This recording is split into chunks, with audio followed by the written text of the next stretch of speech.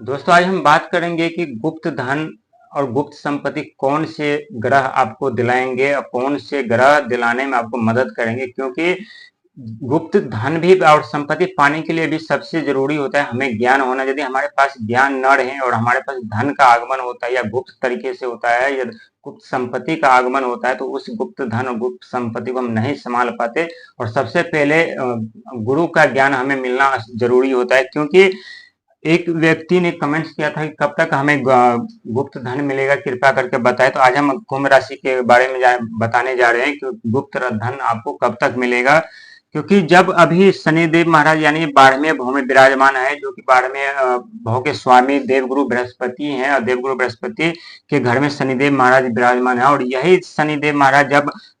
First लगन भाव में यानी पहला घर में आएंगे, तो पहला घर में आने के बाद जब राहु महाराज तीसरे नंबर घर में आएंगे तो उस समय गुप्त धन की संभावना बन सकती है। लेकिन इतना ही नहीं, क्योंकि राहु महाराज मायावी ग्रह है, अचानक से परिवर्तन लाते हैं, अचानक से धन संपदा पद प्रतिष्ठा जिम्मेदारी देते हैं। और धन संपदा पद प्रतिष्ठा संभालने के लिए हमें ज्ञान की जरूरत होती है। और ज्ञान हमें कौन प्रदान करती है, यानी 3 नंबर यानी देवगुरु बृहस्पति और शनिदेव महाराज, जो कि 12वें घर में अभी विराजमान है। 12वें घर से कहाँ आने आएंगे, यानी प्रथम हाउस यानी एक घर में, जो कि एक यानी मेष राशि, और मेष राशि के स्वामी है भगवान सूर्य, जो कि हमें मान सम्मान पद प्रतिष्ठा जिम्मेदारी देते हैं। और जब ये शनि का और गुरु का और राहु का जब साथ मिलता है तब हमें धन प्रदान करते हैं, तब हमें गुप्त जो धन होता है वो हमें मिलता है, गुप्त जो संपत्ति होता है वो हमें मिलता है। लेकिन कहते हैं गुप्त संपत्ति को यदि आप सही से इस्तेमाल कीजिएगा तो ठीक है। यदि गुप्त संपत्ति का यदि आप गलत तरीके का से आप यूज करेंगे, गलत तरीके का इस्तेमाल करेंगे, तो ये राहु महाराज क्या करते हैं आपको पता ही है कि जैसे राजा रस्ते बनाते वैसे रंग बनाने में देरी नहीं लगाते, घर के ईंट से लेकर किल तक उखाड़ लेते हैं। तो ये लमसम 2025 यानी 2026 और 27 के बीच में आपको गुप्त संपत्ति या गुप्त धन मिलने की संभावना चांस है। लेकिन कुंभ राशि वाले व्यक्ति को जब भी धन मिलता है किसी का, तो वो कि उस धन को जल्दी अपने पास रखना नहीं चाहते, क्योंकि कुंभ राशि वाले दिल के साफ सुथरे होते हैं, हर किसी का मदद करते हैं और हमेशा वो गुप्त धन जिनका होता है यदि उन्हें मिलता है तो लौटाने का प्रयास करते हैं। सोचते हैं कि जिनका धन वो हम लौटा दें, हम अपने पास नहीं रखे, क्योंकि कुंभ राशि वाले हमेशा बांटने वाले होते हैं, न कि लेने वाले। लेकिन जब भी कुंभ राशि वाले किसी का एक पैसा भी बिना वजह के ले लेते हैं तो कई गुना उसका का भरपाई करना पड़ता है, कई गुना पैसा उन्हें चुकाना पड़ता है। इसीलिए क्योंकि उनके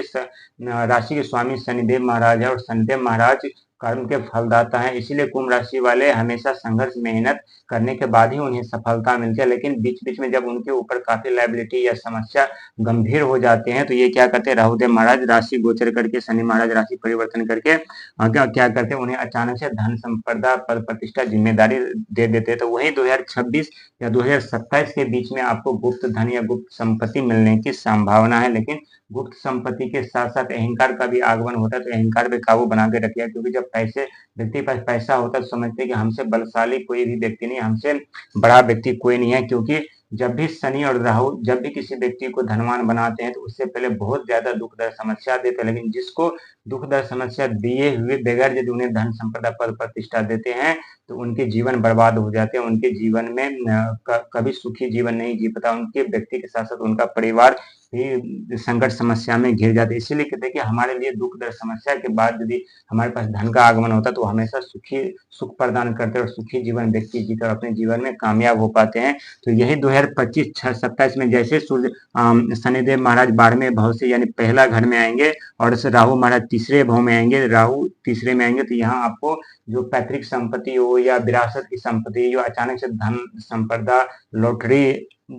है, गुप्त धन है, वो मिलने की संभावनाएं हैं और शायद आपको मिल सकती है।